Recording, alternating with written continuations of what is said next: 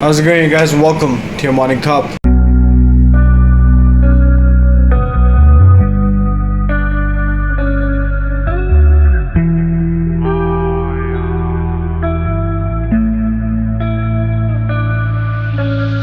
First things first, global food prices have surged to the highest in the past decade. Now, United Nations gauge of world food costs climbed for a 12th time straight in the month of May. UN's index is trading at its highest in September of 2011, with last month's gain of 4.8% being the biggest in more than 10 years.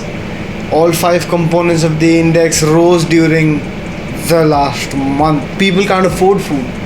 People have put all of their funds into wealth, trying to sustain their lives during this pandemic. Those of us that had savings no longer have savings. Those of us that had invested in things had to sell those investments in order to get some money back. Those of us that were well off also had to bring back a lot of investments that they thought that they would do in order to make their money work for them. But it all went down as a pipe dream, ladies and gentlemen, because globally, food prices now have surged. No matter how much you try to sustain yourself, the curve just seems to get steeper and steeper. A woman ordered a piece of fried chicken in the Philippines and she got a towel instead. Now, a woman claimed that she received a deep fried towel instead of a deep fried piece of chicken. And the fast food chain Jollibee in a Facebook post was accused of this. In the post, the woman said finding the towel was really disturbing. Jollibee responded with a statement saying that the concerned outlet has been closed for 3 days. So to get all of the towels out of the equation, they're going to take 3 whole days. They sent a deep fried towel, ladies and gentlemen. Talk about the ultimate chicken skin. Chicken towel.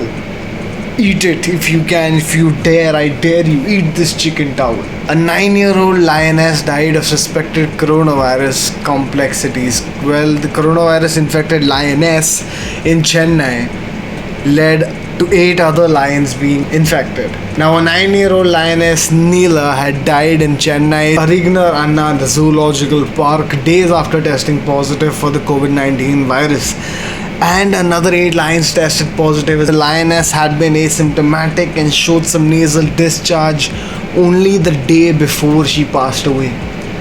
The zoo authorities said that they've sent out samples again for testing to rule out the possibility of a false positive, but this is sparking wide concerns about the remaining lions in the vicinity and the park itself. Could this have jumped from humans to lions, and are every other prospective species under risk for this virus to now, embark on its widespread global onslaught towards? Hundreds have gathered in Hong Kong to mark the Tiananmen massacre despite the ban that China imposed. You see, hundreds gathered in a park in Hong Kong on Friday to commemorate the 1989 Tiananmen Square massacre. The police banned the vigil on the second consecutive year, citing COVID-19 restrictions. Last year, thousands of people had gathered in that very park to honor the dead. And this, according to China, is the biggest sign of disrespect, because this showed, Hong Kong fighting back. This showed resilience. This showed a hallmark moment which was once considered as a slap on China's face when it came to its complete power, in this remarkable picture that was captured of one person standing with his grocery bags in hand, stopping 4 tanks just by standing in front. And that image is forever marked into the eyes of the people of Hong Kong, of the people of Taiwan, and until they have that in their heads, they are by all means going to stay fighting for freedom, for democracy, for liberty from China. And they're not going to be forced into joining the mainland, if you will. Proverbially, the mainland, it has faced international scrutiny time and time again, but did it stop China ever? No. Will it ever stop China? No. A 200-foot sinkhole opened up on a farm in Mexico within hours. Now, this is the house of the person whose backyard was essentially a farm until a 200-foot sinkhole opened up and he found a whole new meaning to the word pond in my backyard. Well, the sinkhole, measuring 200 feet in diameter, 50 feet in depth, opened up on a farm in Mexico's Puebla within hours. Various investigators have gathered around the area to ascertain the cause behind it, but no one knows for now. Puebla's governor Miguel Barbosa said that the situation is a matter of enormous risk. What if a house which was that close, what if it had fallen in? What if the sinkhole was super big in size and opened in the middle of a city and the buildings in the city were at risk of structurally collapsing into the hole itself? What do we do about it? Well, a lot can be done about it in terms of research, but can you do anything about it? Unfortunately not. Now the sea is puking back. For years now, years and years and years, we've been polluting the oceans like it was nothing. Marine life suffered. There were images of turtles which had straws stuck in their noses, which went viral.